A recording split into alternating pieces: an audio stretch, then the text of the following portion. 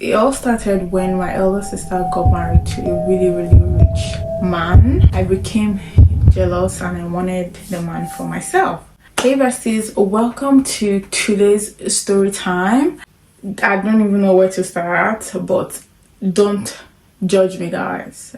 This is a story time that I decided to talk about. It's not something to be proud of, but I just had to say it. It all started when my elder sister got married to a really rich man. Like, the man was really fine and he had money and he took really good care of my sister. You need to watch this video till the end for you to understand. Don't judge me yet, guys. Don't judge me yet. So many things came to play that made all of this happen. So please watch till the end before you judge. I became jealous and I wanted the man for myself. That's where it all began. So my elder sister came to the village one time. They always come to the village anyways for Christmas and any major celebration.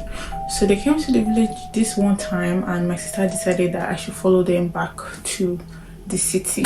They lived in Benin City. That was how I, packed all my bags and I moved to Benin City. But prior to this, my sister's husband has been the one taking care of us. They would always send money, to the village for us to take care of my little siblings, and also they paid for my school. So while I moved with them to Benin City, it was really good. They were so good to me. But it all started when my sister's husband started to throw advances at me. At first, I rejected it, but because I've already been eyeing him little by little, it didn't take long before I agreed to it. So we started having an affair under my sister's roof. So most times when my sister would go to work, go to her shop, because she had a really big shop where she sold cosmetic products and all of that stuff, the husband was always mostly at home because he worked from home. If he's not home, then he's going to a meeting or he's going to chill with his friends, but most of the time he's always at home with me. So what we'll do most of the times, would have, I don't want to say it, but you already know, would always do all of that all the time. And he was really good to my sister, though. You would never suspect that he would do that kind of thing. So it got to a point where I started to feel disgust and ashamed of the whole thing. I started to feel guilty. I wanted to stop, but he said he doesn't want to stop because to my sister, which is his wife, it's always too busy for him. That when she comes back from work, especially since they had their child, when she comes back from her office, her cosmetic shop, she's always saying, oh, she's tired, yada yada yada. And also because the wife is not as sexy as she used to be, which is my sister, right? When he says those things to me, I kind of feel so sad. I feel pity towards my sister because my sister was the prettiest girl ever before she gave birth, but after she gave birth, she lost shape and she doesn't want to exercise. And my heart would prick me most of the times, but I didn't have anything to do about it because I really liked my sister's husband because of the way he spent so much money on me. He used to give me a lot of money, which I didn't tell my sister. I always used to just save it. He always used to pamper me, and he was really good in bed too. I know you're watching this in disgust, but hear me out. That's not my story. That's not my story. That was exactly how you are feeling, just as you're hearing me say that, was how I was feeling when I was hearing this story. I felt so much disgust in me. I felt it was so cringy even hearing my friend tell me all of this. So the real story, this story is my friend's story, not my story. So back when I was in Benin City, I am a fashion designer. For those that don't know, I make clothes.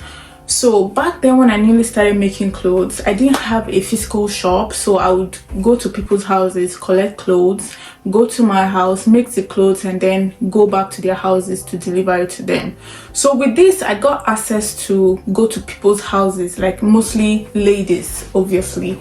So I was privileged to go to people's houses, and you know, those kind of things that you now become friends, and you know, some people would feel more comfortable with you to tell you their story. But on this particular occasion, I actually called my friend's sister sleeping with her husband. Well, not red-handed, but this was how it happened. On this particular day, I finished making the clothes I went to pick up, and I went to deliver it to my friend's house. But it so happened that my friend, we spoke the day before I was going to deliver those clothes. She said she was going to be at home, so I didn't bother to call her that particular day before I went. So I just went straight to the house. I went upstairs and I knocked at the apartment. So my friend's husband came out of the room to open the door, and you could see he was sweating profusely. Obviously you would say, oh yeah, you can be working out and sweating. He was tying a white towel just on his waist. He wasn't wearing any top. You could see that a marathon was going on either in the other room, or he was working out. At first it was kind of cringe and weird. I was like, but then I was like, maybe he was working out. That was what went through my mind. Not long after that, he opened the door. I told him I came to deliver clothes, and he asked me to come in. Not long after that, my friend's sister came out of the room to pick the clothes from me. And guess what? She was wearing an oversized shirt, but what I noticed was she also was sweating, and her nipples were really, you know, like when you're aroused, her nipples were really, really. It didn't take long for me to put one and two together. At first it was because I'm like, from where to where, what's going on? I kind of suspected, because it was, the energy in the room was just weird. I'm not even gonna lie. So I kind of suspected that these two people were sleeping together, but I didn't have no confirmation. The only thing that I saw was that the girl came out from the room. She was sweating too, and her nipples were, and the man also came out to open the door, and he was only tying a white towel, and he was also sweating, and you could see that he was aroused too, you know. So that was, I knew they were sleeping together, but it was weird. So I went home that day. My spirit was not settled. I kept on thinking about it, like, could it be? Am I mistaken? Did I see well? Am I misunderstanding things? What's going on? I wanted to tell my friend, but then I was like, what if I'm wrong? How is my friend even gonna take it? Am I going to be breaking someone's home?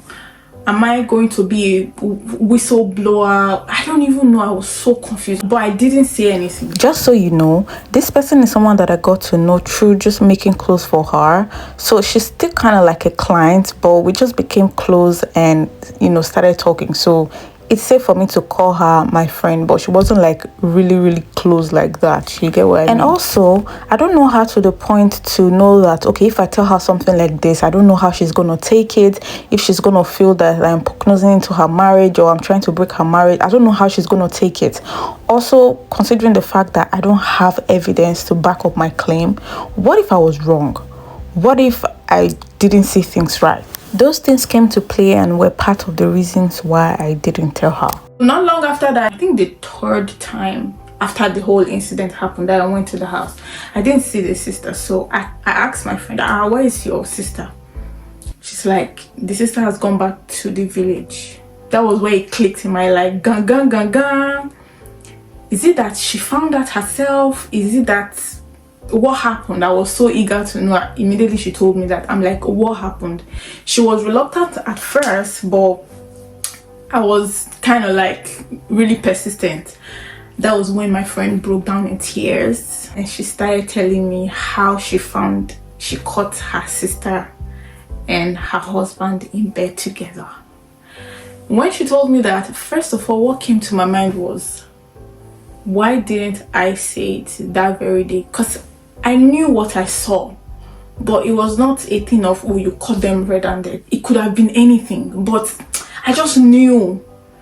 So when she when she broke down and she started telling me how she caught them, I literally just broke down in tears with her and started crying. But up till today, I still haven't told her what I saw on that very day, because she has already seen it herself, you know.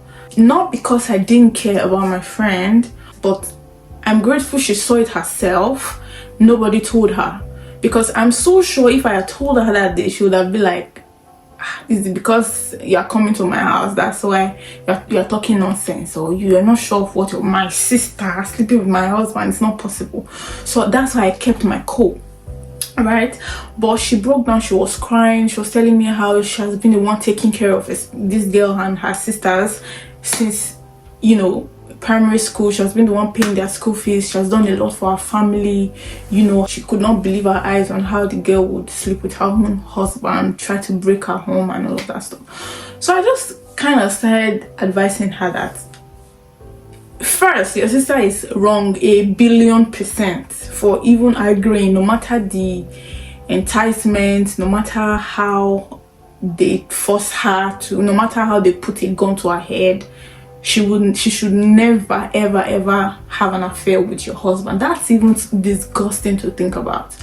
But then again, your husband is a bigger problem, because now you've taken your sister back to the village, right? Do you know what your husband is doing outside? You might want to bring a nanny or a house girl or whatever into this very house again. If she could do that to your blood sister, this one is not my father's sister's nephews, cousins, grandsons, grandmama. This is your blood sister, your father's and your mother's daughter. If someone you call your husband could do this to your sister, what do you think he's doing to, like, excuse me? I was like, excuse me? This person is not a husband, this person is a dog. Do you get what I mean? If you could do that on your matrimonial bed with your blood sister, then I wonder what he's doing elsewhere, outside, you know, and all of that stuff. So I shall just advise her to be prayerful.